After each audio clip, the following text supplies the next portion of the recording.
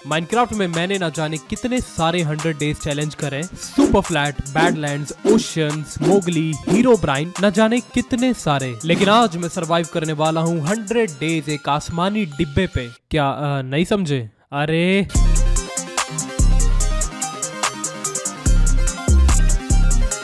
तो basically sky block एक हवा में उड़ता हुआ टापू है जिसमें हमें भीख में एक दान पेटी भी मिल जाती है। एंड ये स्काई ब्लॉक तुम्हारी और मेरी तरह जिंदगी में अकेला नहीं है, इसके काफी सारे और फ्रेंड्स हैं जहाँ से हमें सरवाइव करने के लिए और भी सामान मिल सकता है। तो हर बार की तरह इस वीडियो में भी मेरे 3 टारगेट हैं। सबसे पहले हमें बनाना एक बहुत ही ब्यूटीफुल सा बेस, सेकंड हमें बनाना है एक iron farm, and third and last हमें उस काली चिड़िया को मार के करनी है इस वीडियो की समाप्ति। तो डे 1 को स्पॉन हुआ मैं इस आसमानी डिब्बे पे। अरे स्काई ब्लॉक अंग्रेजों, एंड सॉरी अगर तुम्हें मेरी आवाज में थोड़ा सा फर्क लग रहा हो क्योंकि मेरी तबीयत बहुत ज्यादा खराब है कुछ दिनों से। ये मुकेश की कहानी है। एक्चुअली मुझे जुकाम हो रखा है फेक कफ, बहुत ही ज्यादा बीमार रहने लगा हूँ मैं आजकल। हम रोज 50 नए मरीज देख रहे हैं। फिर भी मैं तुम्हारे लिए वीडियो बना रहा हूँ तो प्लीज लाइक जरूर कर देना।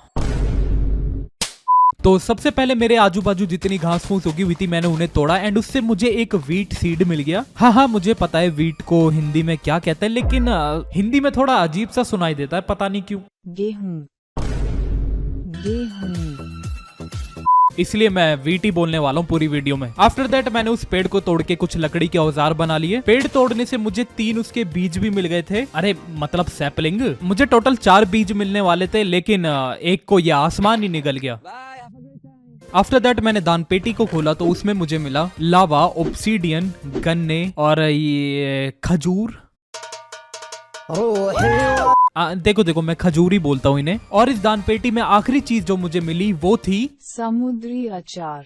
अरे सीपिकल अंग्रेजों। सारा सामान लेने के बाद मैंने वहाँ पर थोड़ी सी मिट्टी हटा के एक छोटा सा कोबलस्टोन फार्म बनाना स्टार्ट कर दिया और तभी हमारे स्काई ब्लॉक की पहली बारिश भी हो गई। मौसम तो ऐसा लग रहा है दिल गार्डन गार्डन हो रहा है। बस थोड़े चाय पकौड़े और मिल जाते तो नहीं मतलब इतने जरूरी भी नहीं है। तो फिर इसके बाद मैंने भरी बारिश में काफी सारे पत्थर तोड़े एंड उन पत्थरों से कुछ थोड़े से पत्थरों के औजार भी बना लिए और जो मुझे 4 पेड़ के बीज मिले थे मैंने उन्हें भी उगाने लगा दिया। और वैसे भी मेरे पास करने के लिए कुछ नहीं था तो रात भर मैंने सिर्फ पत्थर ही तोड़े। अगली सुबह तक मेरे पास काफी सारे पत्थर हो गए थे तो मैंने पत्थरों के स्लैब बना के अपने टापू को एक्सपेंड करना शुरू कर दिया। लेकिन तभी मेरे साथ एक हादसा हो गया। भाई साहब, जो मैंने पेड़ के बीज लगाए थे वो एकदम से बड़े हो गए और मैं खाई में गिरने से बार बार बचा। भाई कोई रिप्ले दिखाओ इन्हें। okay.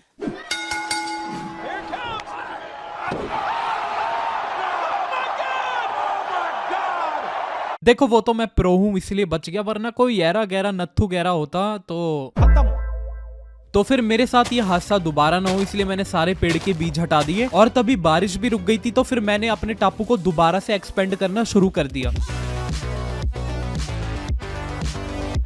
एरिया एक्सपेंड करने के बाद मेरे टापू पे जितनी भी मिट्टी थी मैंने वो सारी इकट्ठा कर ली क्योंकि भाई इस पूरे स्काई ब्लॉक में सिर्फ यही मिट्टी है जिसपे मैं खेती बाड़ी कर सकता हूँ। डायमंड से भी ज्यादा कीमती होती है डर्ट इसमें। एंड फिर मैंने दोबारा से पेड़ के बीज उगाने के लिए लगा दिए। बेशक ये पेड़ मुझे मारना चाहते हैं लेकिन भैया रिसोर्सेज का एकमात्र सहारा यही है। उसके बाद मैंने बची हुई लकड़ियों को जलाकर उनका कोयला बना दिया और उस कोयले से मैंने कुछ टॉर्चेस बना के अपने पूरे टापू पे लगा दी क्योंकि मैं रात भर ज़ॉम्बीज़ के साथ पकड़म पकड़ाई नहीं खेलना चाहता। एंड वैसे भी मेरे पास खाना पीना कुछ था नहीं लेकिन खाना हमें दूसरे टापुओं पर मिल सकता था तो इसलिए मैंने फिर से रात भर जग के बाल मजदूरी करी और काफी सारे पत्थर तोड़े। लेकिन एक बार फिर से पेड़ बिना बताए उग गया और लावा से खुद तो जला साथ में मुझे भी जला दिया। कोई मुझे मारे ना मारे लेकिन ये पेड़ मुझे जरूर मार देंगे। उस पेड़ की वजह से मेरी हेल्थ बहुत कम हो गई थी और मेरे पास खाने पीने के लिए कुछ भी नहीं था। तो फिर अगली सुबह होती मैं ब्रिजिंग करके जंगल वाले टापू पर गया और तुम्हें पता है मुझे वहां पर क्या मिला?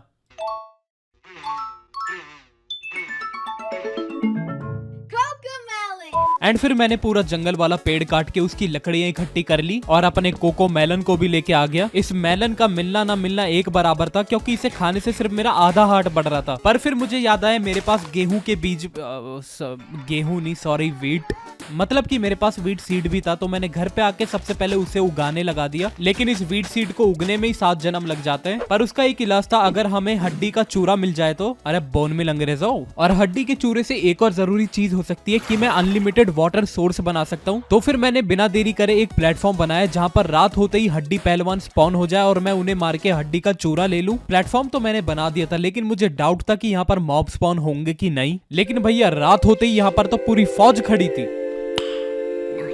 तो फिर मैंने बिना देरी करे इस फौज को पेलना शुरू कर दिया एंड मैंने कुछ ज़ॉम्बीज को भी मारा एंड लकीली उन्हें मारने से मुझे एक चांदी का बिस्कुट भी मिल गया, अरे मतलब आयरन इंगट। और आखिरकार मुझे स्केलेटन को मार के हड्डी का चूरा भी मिल गया। लेकिन तभी उसी प्लेटफॉर्म पे मुरली द मिट्टी चोर स्पॉन हो गया। ये मुरली मिट्टी चोर मेरे आइलैंड की मिट्टियां चुराने आया था और तुम्हें तो पता है स्काई ब्लॉक में मिट्टी डायमंड से भी ज्यादा इंपॉर्टेंट होती है। तो फिर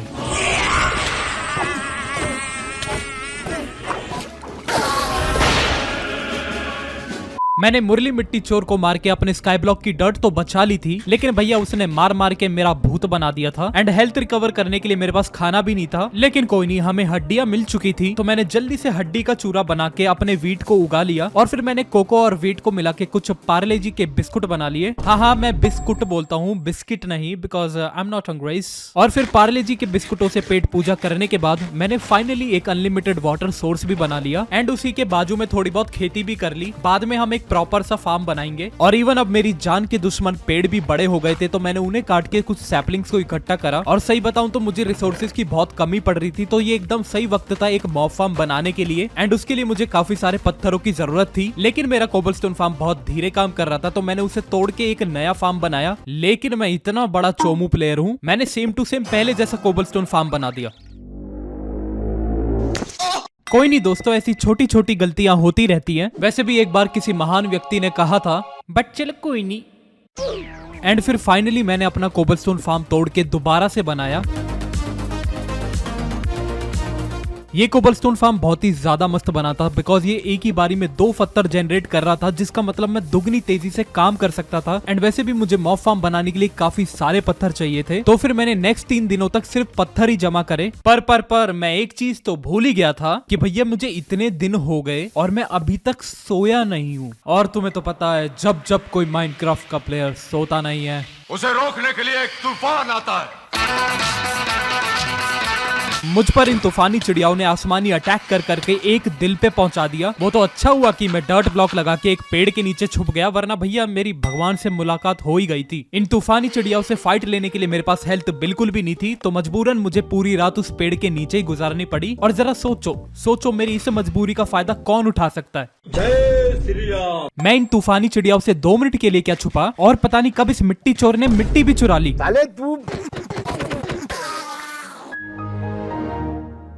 आफ्टर दैट मैं प्लेटफॉर्म पे गया मकड़ी के जाले इकट्ठा करने, क्योंकि बेड बनाने का सिर्फ एकमात्र सहारा वही है। लेकिन नसीब देखो, मकड़ी तो नहीं मिली लेकिन ये मरीज मिल गया। अरे ज़ॉम्बी विलेजर। मैं ज़ॉम्बी विलेजर को पकड़ना तो चाहता था, लेकिन तुम्हें तो पता है मेरा नसीब। ओहो क्या बात है। उसी वक्त सूरज मामू ने दर्शन दे दिया और इस मरीज को जिंदा जला दिया। कसम से बता रहा हूँ ये ज़ॉम्बी विलेजर मेरे लिए बहुत ज्यादा इंपॉर्टेंट था। अरे इससे ट्रेड वगैरह करके कुछ डायमंड का मिल जाता मुझे, मगर छोड़ो, इतना सुख थोड़ी लिखा है मेरे जीवन में। एंड फिर मैंने कुछ मकड़ियों को मारा और उन्हें मार के मुझे कुछ मकड़ी के जाले मिल गए, पर इतने नहीं थे कि मैं एक बेड बना लूं। और वैसे भी मेरे पास मॉब फार्म के लायक पत्थर तो इकट्ठा हो ही गए थे, तो फिर फाइनली मैंने मॉब फार्म बनाना शुरू कर दिया।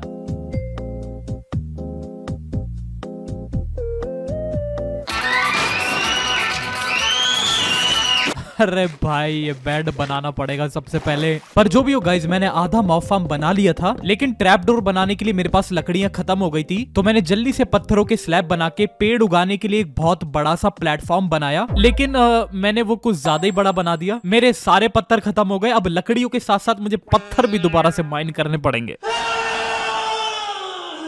कसम से भाई मुझे नहीं पता था इतना मुश्किल होता है स्काई ब्लॉक। पर जो भी है, मैंने 2 दिन और बर्बाद करके पत्थर कलेक्ट करे और अपनी जान जोखिम में लगा के कुछ पेड़ भी उगाए मैंने। एंड मेरे पार्ले जी के बिस्कुट भी, अरे मतलब कुकीज, मेरी कुकीज भी खत्म होने वाली थी, तो मैं प्लेटफॉर्म पे गया कुछ खाने पीने के लिए ज़ॉम्बी का मांस इकट्ठा करने। और भैया मैं सड़ा हुआ मांस इकट्ठा कर ही रहा था और अचानक से मेरे पीछे मरीज गाँव वाला स्पॉन हो गया। भाई मुझे इसकी बहुत ज्यादा जरूरत थी, तो मैंने सारे काम धंधे छोड़ के इसे पत्थरों में कैद कर लिया, क्योंकि मैं नहीं चाहता पिछली बार की तरह सूरज मामू इसे जला के भस्म कर दे। अगली सुबह मैंने ज़ॉम्बीज को जिंदा जलते हुए देख के मजे करे। एंड इवन मैंने और ज़ॉम्बी के बच्चे ने काफी देर तक पकड़ा पकड़ी खेला। मैं जीतने ही वाला था, लेकिन वो चीटिंग कर गया यार, वो मर गया यार। कुछ ज्यादा ही डार्क हो गया। और वैसे भी मेरे जानी दुश्मन पेड़ भी बड़े हो गए थे, तो मैंने उन्हें काट के कुछ लकड़ी इकट्ठी कर ली। एंड अब मॉब फार्म के लिए रिसोर्सेज दोबारा से कंप्लीट हो गए थे, तो एक बार फिर से मॉब फार्म का काम चालू।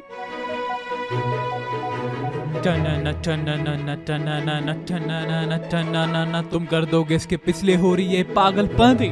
एंड आखिरकार हमारा मॉब फार्म बन के तैयार हो गया, और ये जस्ट अभी बना ही था, इसमें इतने सारे मॉब स्पॉन भी होने लग गए थे। एंड मैंने देखा इन्हीं ज़ॉम्बीज वगैरह के बीच में एक ज़ॉम्बी का बच्चा मुर्गी के ऊपर बैठा हुआ था। कसम से भाई मुझे ये मुर्गी चाहिए थी, बिकॉज खाने पीने का मेरे पास जुगाड़ था नहीं, और इस एक मुर्गी से पूरा चिकन फार्म बन सकता था। तो मुर्गी को बाहर निकालने के लिए मैंने मॉब फार्म को एक तरफ से तोड़ा, लेकिन तुम्हें तो पता है मेरा नसीब, आहा क्या कहने मेरे नसीब के भाई।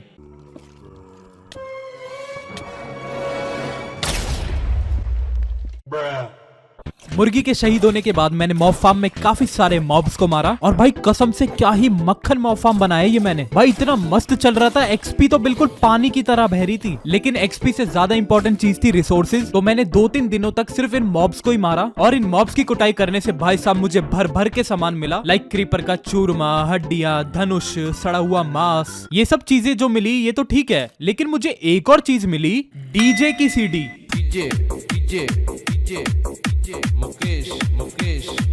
नहीं कसम से मैं कंफ्यूज हूँ, ये ऐसे हुआ कैसे? तुम्हें पता है तो मुझे बताना जरूर कमेंट्स में। मॉब फार्म पे काम करते करते मुझे बहुत टाइम हो गया था, एंड मैंने बहुत सारे रिसोर्सेज कलेक्ट कर लिए थे, लेकिन इन्हें रखने के लिए मेरे पास जगह नहीं थी। तो मैंने काफी सारी दान पेटियां बनाई और उसमें अपना सारा सामान रख दिया। इस मॉब फार्म से मुझे काफी सारे रिसोर्सेज मिल रहे थे, तो मैंने थोड़े दिनों तक AFK करके इन मॉब्स की कुटाई करी। एंड लकीली उस मॉब फार्म में एक मरीज गाँव वाला भी स्पॉन हो गया, तो मैंने सूरज मामू के निकलने से पहले उसे भी कैद कर लिया। और अब हमारे पास 2 मरीज गाँव वाले हो गए थे, तो मैं इनका इलाज करके ट्रेडिंग वगैरह कर सकता हूँ, जिससे मुझे डायमंड के औजार वगैरह मिल जाएंगे। लेकिन सबसे बड़ी दिक्कत ये है कि इनका इलाज करने के लिए हमें चाहिए होती है मुगली घुट्टी 555। फिर से कुछ महारथियों को पता नहीं है कि मुगली घुट्टी क्या होती है, बट चलो कोई नहीं, बता देता हूँ थोड़ा सा। फ्लैशबैक।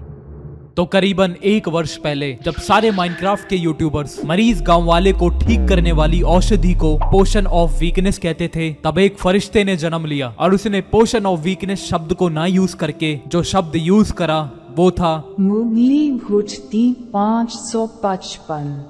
और वो फरिश्ता मैं ही हूँ। लेकिन मुगली घुट्टी बनाने के लिए हमें काफी सारा सामान चाहिए होता है, लाइक क्रीपर का चूरमा, सड़ी हुई मकड़ी की आंख और साइकिल अगरबत्ती। अरे ब्लेजर और अंग्रेजों, तो क्रीपर का चूरमा कलेक्ट करने के लिए मैंने मॉब फार्म पे दोबारा से पूरे दिन काम करा, पर मुझे याद आया क्रीपर का चूरमा तो मेरे पास पहले से था ही। लेकिन अच्छा हुआ कि मैंने मॉब फार्म पे थोड़ी देर काम करा, क्योंकि मुझे एक और कब्ज वाला मरीज मिल गया। मैं उसे बचा के कैद करने ही वाला था कि फिर से सूरज मामू ने उसे जिंदा जला दिया। पर पता नहीं इस बार मेरा नसीब कैसे चमक गया, क्योंकि मॉब फार्म के अंदर एक बार फिर मुर्गी स्पॉन हो गई। इस बार मैंने कोई लापरवाही नहीं करी और जल्दी से मुर्गी को एक बोट के अंदर कैद कर दिया। तुम सोच रहे होगे कि वो ज़ॉम्बी का बच्चा कहाँ गया? मुझे काफी दुख हो रहा है तुम्हें ये बताते हुए कि उस बच्चे को भी सूरज मामू ने जला के भस्म कर दिया। और फिर मैंने बाकी के दिन भी मॉब फार्म पे काम करा, एंड लकीली मुझे दोबारा से एक और मुर्गी का बच्चा मिल गया। और रात को काम करते वक्त मुझे 2 मकड़ियां भी मिल गई थी, तो मैंने उन्हें मार के मकड़ी की आंख और उनके जाले इकट्ठा कर लिए। एंड फाइनली अब मेरे पास काफी सारे मकड़ी के जाले हो गए थे, तो मैंने उनकी ऊन बना के आखिरकार एक पलंग बना ही लिया। और फिर इतने दिनों बाद मैं चैन की नींद अपने पलंग पे सोया। और अगला सवेरा होते ही मैंने अपने मॉब फार्म के बगल में एक नेदर पोर्टल बनाना शुरू कर दिया। पर फिर मुझे याद आया कि मैं इसे चालू कैसे करूंगा, मेरे पास फ्लिंट एंड स्टील तो है ही नहीं। लेकिन चिंता ना करो, उसका एक आयुर्वेदिक इलाज है कि अगर मैं नेदर पोर्टल के बाजू में कुछ लकड़ियां रख के जला दूं तो वो थोड़ी देर बाद खुद ब खुद चालू हो जाता है। तो उसके लिए मैं अपने पेड़ वाले खेत में गया और वहां पर जाके कुछ लकड़ियां इकट्ठी करी, एंड मैंने पोर्टल के आजू बाजू लकड़ियां लगा दी। और मेरे पे जलाने के लिए कुछ नहीं था, तो मैंने उस पे लावा ही डाल दिया। एंड फिर मैंने काफी देर तक इंतजार करा, एंड फाइनली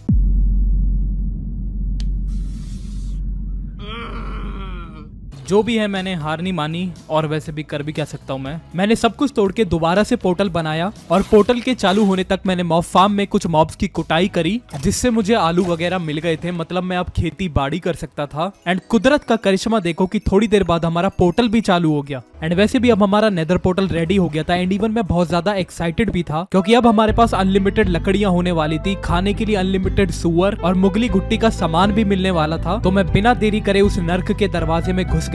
लेकिन तुम्हें तो पता है मेरा नसीब।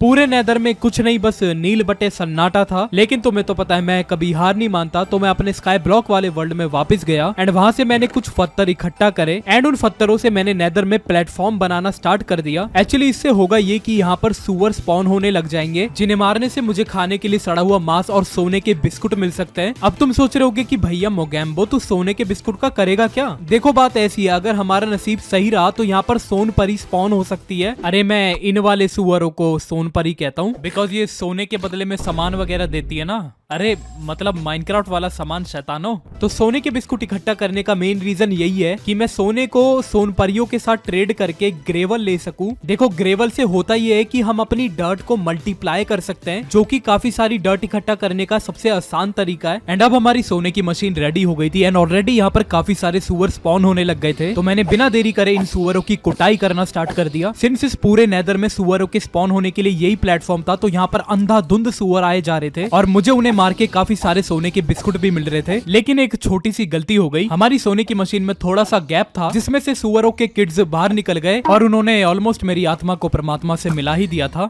और ये हादसा मेरे साथ दोबारा ना हो इसलिए मैंने अपनी सोने की मशीन को थोड़ा रीबिल्ड करा and finally everything was good. तो भैया सुअरों की मैंने देह कुटाई करी और काफी सारे सोने के बिस्कुट इकट्ठा करे। मैंने बाजू में ही एक खाली प्लेटफॉर्म भी बना दिए जिससे कि सोन परियां वहां पर स्पॉन हो जाए। इन सुअरों को मारने से मुझे काफी सारी सोने की तलवार भी मिल रही थी, तो मैंने उन तलवारों को भट्टी में पिघला के उनसे सोने के बिस्कुट बना लिए एंड अब मेरे पास ऑलमोस्ट एक स्टैक सोना हो गया था। बस अब सोन परियों की जरूरत थी, तो मैं चेक करने के लिए प्लेटफॉर्म के पास गया एंड आखिरकार हमारी स्काई ब्लॉक की दुनिया में देखो आई आई आई सोना सोन परी आई सोन परी बस भैया कॉपीराइट आ जाएगा वरना। तो मैं ओवरवर्ल्ड में गया एंड मैंने कुछ नाव बनाई एंड उसमें सोन परियों को कैद कर लिया एंड उसके बाद मेरे पे जितना भी सोना था मैंने उनसे ट्रेड करी एंड इनसे ट्रेड करने से मुझे ज्यादातर चीजें तो कूड़ा प्लस कवाड़ा ही मिला, बट हाँ मुझे इनसे एक चांदी का कवच भी मिल गया था एंड फाइनली थोड़ी देर तक और ट्रेडिंग करने के बाद मुझे ग्रेवल भी मिल गया। अब मैं अपनी डर्ट को मल्टीप्लाई करके खेती बाड़ी शुरू कर सकता था, लेकिन इतना ग्रेवल काफी नहीं था, तो मैंने थोड़े दिनों तक और सुअरों की कुटाई करी एंड इन सोन परियों से काफी सारी ट्रेडिंग करी। आफ्टर दैट मैं ग्रेवल को लेके ओवरवर्ल्ड में आ गया एंड वहां पर मैंने डर्ट को ग्रेवल से मिला के उसको मल्टीप्लाई करा। डर्ट मल्टीप्लाई करने में काफी ज्यादा टाइम लगता है, तो मुझे सिर्फ यही करने में 4 दिन चले गए।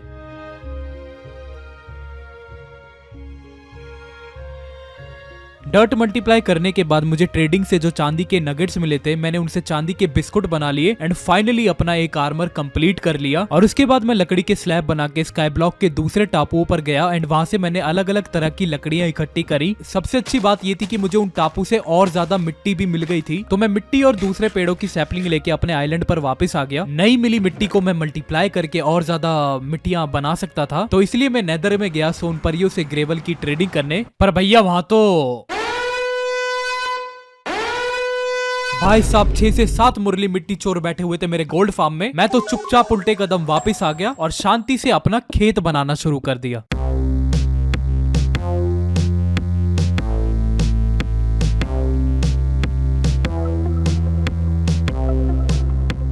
खेत के रेडी होने के बाद मुझे मॉब फार्म से जो गाजर और आलू मिला था मैंने उन्हें उगाना शुरू कर दिया एंड मुझे मॉब फार्म से काफी सारी हड्डियां भी मिल गई थी, तो मैंने उनका हड्डी का चूरा बना के 2-3 दिनों तक सिर्फ खेती ही करी एंड वैसे भी मैं सड़ा हुआ मांस खा खा के पक चुका था, तो मैंने कुछ आलूओं को पकाया एंड आखिरकार इतने दिनों बाद शुद्ध शाकाहारी भोजन किया। और अब हमें इन मरीज गाँव वालों को ठीक करने के लिए मुगली घुट्टी भी बनानी थी, तो मैंने लकड़ी के स्लैब बनाए और मशरूम आइलैंड पे जाके मशरूम इकट्ठा करे और बाकी का सामान हमें नेदर में मिलता, तो मैंने काफी दिनों तक नेदर में भी स्लैब लगा लगा के इधर उधर ढूंढता रहा कि मुझे नेदर फोर्ट्रेस मिल जाए, क्योंकि वहीं से हमें मुगली घुट्टी का आखिरी सामान साइकिल अगरबत्ती मिलती। अरे ब्लेज रॉड भाई ब्लेज रॉड। मुझे नेदर का किला छोड़ के बाकी हर एक टापू मिल गया, लेकिन मुझे एक और टापू मिला जहाँ पर चेस्ट रखी हुई थी एंड उसके अंदर मुझे एक लावा बकेट मिल गई एंड फाइनली थोड़ा घूमने के बाद मुझे नेदर वाला किला भी मिल गया और इस किले के ऊपर ही एंड पोर्टल भी था। लेकिन अभी मुझे साइकिल अगरबत्ती चाहिए थी, तो मैं इसमें बाद में जाऊंगा। बस दिक्कत वाली बात ये थी कि इस किले में कोई स्पॉन नहीं हो रहा था, तो ब्लेज को स्पॉन करने के लिए मैंने एक प्लेटफॉर्म बना दिया और प्लेटफॉर्म बनते ही वो ब्लेज उस किले में स्पॉन हो गई। ये स्काई ब्लॉक में बस कट रहा है मेरा कसम से। जो भी है मैंने ब्लेज को मारा एंड साइकिल अगरबत्ती को लेके ओवरवर्ल्ड में वापस आ गया। वहां पर मैंने जल्दी से मुगली गुट्टी बना ली क्योंकि मेरे पास सामान ऑलरेडी सारा था ही। आफ्टर दैट मैंने इन मरीजों को मुगली गुट्टी फेंक के मारी और सोने के सेब भी खिला दिए, लेकिन इनको इंसान बनने में बहुत समय लगता, तो तब तक मैंने थोड़े पत्थर तोड़े और पेड़ पौधे काट के नए उगाए और रात को ये दोनों मरीज ठीक होके इंसान बन गए। तो मैंने इनके लिए एक अलग टापू बना दिया। वो टापू मैंने थोड़ा बड़ा बनाया क्योंकि यहीं पर मैं एक ट्रेडिंग हॉल बनाता। टापू के रेडी होने के बाद मैं मैं इन दोनों को यहाँ पर लेकर आ गया और इन दोनों का परिवार बढ़ाने के लिए मैंने इन्हें आलू दे दिए एंड आलू मिलते ही ये भैया चालू हो गए। और थोड़ी देर बाद इस परिवार में एक बच्चे ने भी जन्म लिया। ये बच्चा तो काफी क्यूट था लेकिन काफी नहीं था बाल मजदूरी के मतलब पढ़ा लिखा के आइस बनाने के लिए। हमें काफी और बच्चे चाहिए थे तो मैंने इन्हें बच्चे कुचे आलू भी दे दिए इस उम्मीद में कि ये दोनों और बच्चे करेंगे, लेकिन Where are you?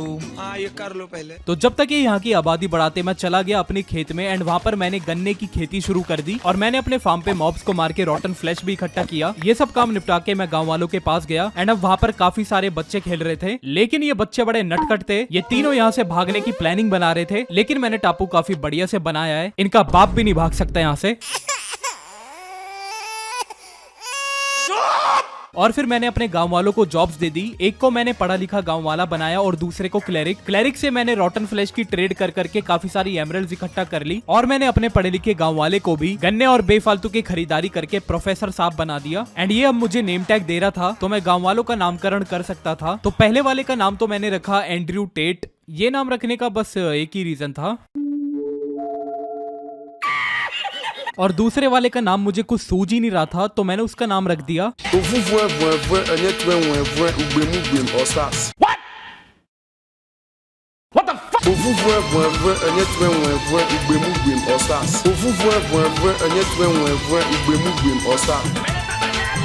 माना कि ऐसा नाम दुश्मनों का भी नहीं रखा जाता, लेकिन बच्चे लोग कोई नहीं। गांव वाले तो काफी सारे थे लेकिन मैंने सबका नाम नहीं रखा क्योंकि मेरे पास एमरल्ड्स खत्म हो गई थी। पर ये बात शायद से सबको अच्छी नहीं लगी क्योंकि वो घूर घूर के मुझे देख रहे थे। पर कोई नहीं, नाम नहीं तो मैंने उन्हें काम दे दिया। मैंने कुछ गाँव वालों को वेपन और टूल्समिथ बना दिया एंड उनसे ट्रेड करके मुझे जादुई तलवार और औजार वगैरह मिल गए। और मैंने बाकी के गाँव वालों को पढ़ा लिखा बनाया बिकॉज मुझे उनसे सिल्क टच चाहिए थी। इस सिल्क टच से होता ये कि मैं इसे अपनी शवल पे लगा के मिट्टी खोदता तो मुझे पूरा की पूरा ग्रास ब्लॉक मिल जाता एंड ग्रास ब्लॉक को मिट्टी पे लगाने से होता यह है कि ग्रास स्प्रेड हो जाती है एंड वहाँ पर जानवर स्पॉन हो जाते हैं। मैंने इन पढ़े लिखे गाँव वालों से काफी देर तक ट्रेड करी और इनसे मुझे दुनिया की सारी किताबें मिल गई सिल्क टच को छोड़ के। पर तुम्हें तो पता है मैं हिम्मत कभी हारता नहीं एंड इसी खासियत की वजह से मुझे सिल्क टच भी मिल गई जिसको मैं अपने शवल पे लगाकर अपने पास वाले टापू पर चला गया ग्रास ब्लॉक को लेने एंड वहाँ से मुझे एक ग्रास ब्लॉक मिल गया। घर आके मैंने एक छोटा सा टापू बनाना शुरू कर दिया और उस टापू को मिट्टी से भर के मैंने उसमें ग्रास ब्लॉक्स लगा दिए, लेकिन इस ग्रास को स्प्रेड होने में काफी टाइम लगता है। तो मैंने सोचा जब तक क्यों ना गांव वालों के लिए ट्रेडिंग हॉल बना दिया जाए। ट्रेडिंग हॉल बनाने के लिए हमारे पास ज्यादा सामान नहीं था सिवाय पत्थर और लकड़ी को छोड़ के, तो मैंने काफी सारी लकड़ियां तोड़ी एंड लकड़ियां तोड़ने में मुझे पूरा एक दिन चला गया था क्योंकि मैंने कुछ ये ज्यादा ही बड़ा लकड़ी का फार्म बना दिया था। पत्थर कलेक्ट करने के बाद मैं चल पड़ा ट्रेडिंग हॉल बनाने, लेकिन मैंने क्या देखा, एक गाँव वाला टापू से बाहर निकलने में कामयाब हो गया। अगर तुम्हें याद होगा तो थोड़े दिन पहले कुछ बच्चे प्लान बना रहे थे यहाँ से भागने के। अगर उस बच्चे का साइज बड़ा कर दिया जाए तो ये हूबहू वही था। इस बच्चे को उस वक्त तो मैंने छोड़ दिया था लेकिन इस बार मैं इसके पास गया एंड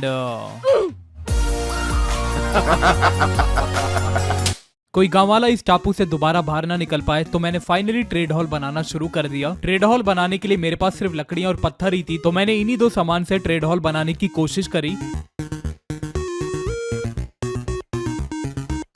हमारा ट्रेडिंग हॉल रेडी हो गया था एंड सही बताऊं तो थोड़े से सामान में मैंने ठीक ठाक बना दिया। आफ्टर दैट मैं सारे गांव वालों को उस ट्रेडिंग हॉल में वापस ले गया एंड दोबारा से उनको सारी जॉब्स दे दी। नौकरियां देने के बाद मैंने वेपन और टूल्स स्मिथ से काफी सारी ट्रेडिंग करी क्योंकि इन दोनों की सारी ट्रेड्स अनलॉक करके हमें लास्ट में डायमंड के आर्मर और औजार वगैरह मिल जाते हैं। तो मैंने अपनी सारी एमरल्ड से इनसे ट्रेड करी एंड फाइनली मुझे कुछ भी नहीं मिला। मेरी दान पेटी इनसे खरीदारी कर करके पूरी जूते और चप्पलों से भर गई, लेकिन फिर भी इन दोनों ने डायमंड की ट्रेड अनलॉक नहीं करी। मगर उसका एक इलाज था, अगर मैं एक आयरन फार्म बना लूं तो ये आयरन के बदले में मुझे एमरल्ड्स दे रहे थे और आयरन ट्रेड करने से मुझे एमरल्ड्स भी मिल जाती और ये हीरे के औजार वगैरह भी ट्रेड करने लग जाते। तो आयरन फार्म बनाने के लिए हमें काफी सारे पत्थर चाहिए थे, तो मैंने एक बार फिर से अपने कोबलस्टोन फार्म को तोड़ा एंड एक नए कोबलस्टोन फार्म बनाने का काम चालू कर दिया। उसके लिए मैंने एक अलग छोटा सा टापू बनाया और इस बार मैंने थोड़े से डिजाइन में भी चेंजेस करे।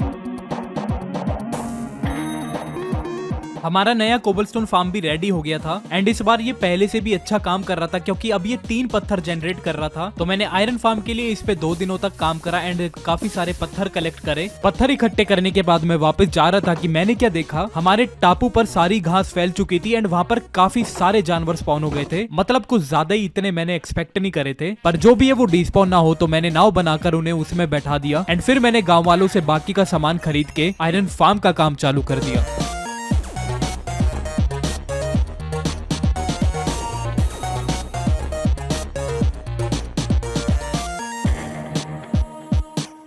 एंड फाइनली अब हमारी ये चांदी की मशीन रेडी हो गई थी। अरे मतलब वही आयरन फार्म अपना। एंड इसे चालू करने के लिए मुझे एक ज़ॉम्बी और कुछ गांव वालों की जरूरत थी, इसलिए मैंने यहाँ पर एक सीढ़ी टाइप बना दी एंड रात को मैं ज़ॉम्बी को अपने पीछे पीछे इस चांदी की मशीन में लेके आ गया और फेंसेस लगाकर एक जगह पे कैद कर दिया। ये ज़ॉम्बी डिस्पॉन ना हो तो मुझे इसका नाम रखना जरूरी था। मेरे दिमाग में कुछ नाम नहीं आ रहा था तो मैंने इसका नाम रखा,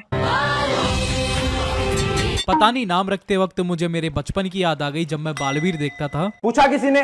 जो भी है उसके बाद मैं गांव वालों को भी एक एक करके लेकर आ गया। मैं यहाँ पर 4 गांव वाले ले आया था बिकॉज ये जितना ज्यादा बालवीर से डरेंगे उतना ज्यादा चांदी के बिस्कुट हमें मिलेंगे। पर ये गांव वाले बालवीर से बिल्कुल नहीं डर रहे थे, उल्टा ये तो वहीं पर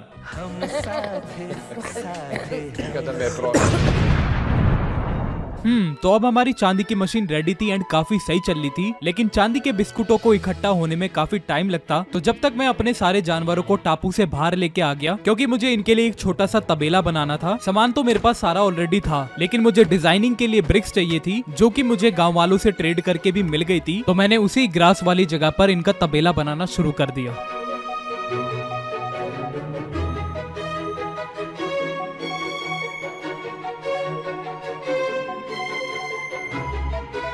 तो यार तबेला वॉज रेडी एंड मैंने सोचा नहीं था यार इतना बढ़िया बना दूंगा मैं, लेकिन जो भी है मैं एक एक करके सारे जानवरों को वहां पर लेकर आ गया एंड वैसे भी काफी टाइम हो गया था तो मैं चांदी की मशीन में गया और भाई साहब मतलब कुछ ज्यादा ही बढ़िया चल रही थी ये चांदी की मशीन। तो फिर मैंने सारे चांदी के बिस्कुट इकट्ठा कर लिए एंड तुम्हें पता है अब मेरा नेक्स्ट गोल क्या था? जी हाँ, मैं वेपन और टूल स्मिथ के पास गया एंड सारे चांदी के बिस्कुट मैंने पानी की तरह बहा दिए।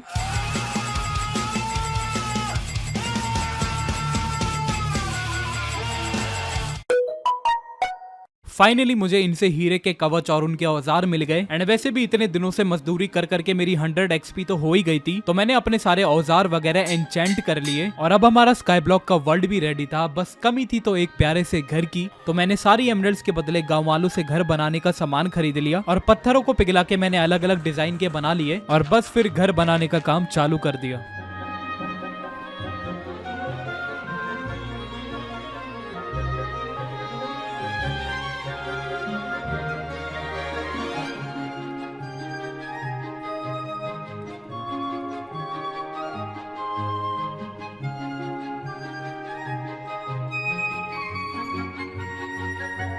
और अब मेरे प्यारे अंग्रेजों हमारा ये आसमानी डिब्बा यानी कि स्काई ब्लॉक रेडी हो चुका था और सही बताऊं तो यार बहुत ही ज्यादा ब्यूटीफुल लग रहा था ये। एंड अगर तुम्हें भी लग रहा है तो भाई लाइक करने में बिल्कुल भी शर्माना मत, वरना एक यूट्यूबर का पाप लगेगा, तुम्हें बता रहा हूं मैं। तो अब हमारे सारे टारगेट्स कंप्लीट हो गए थे, तुम्हें पता है बस एक को छोड़ के, जो कि था उस काली चिड़िया को मौत के घाट उतारना। उसको मारना भी जरूरी था बिकॉज वहीं से सारे ये मुरली मिट्टी चोर आते थे। तो मैं अपना कवच वगैरह पहन के नेदर में चला गया बिकॉज उस नेदर वाले किले के ऊपर ही वो दरवाजा था और यही वो मौका था उन मुरली मिट्टी चोर और उस काली चिड़िया से बदला लेने के लिए। तो मैंने आंख बंद करके उस दरवाजे में छलांग मार दी।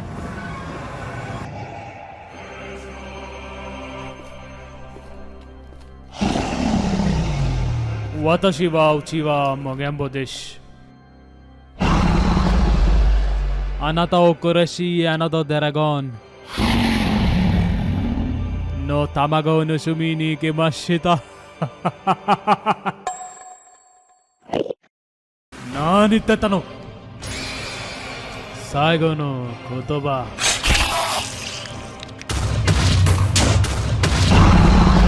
Sugi wa endo dragon desu.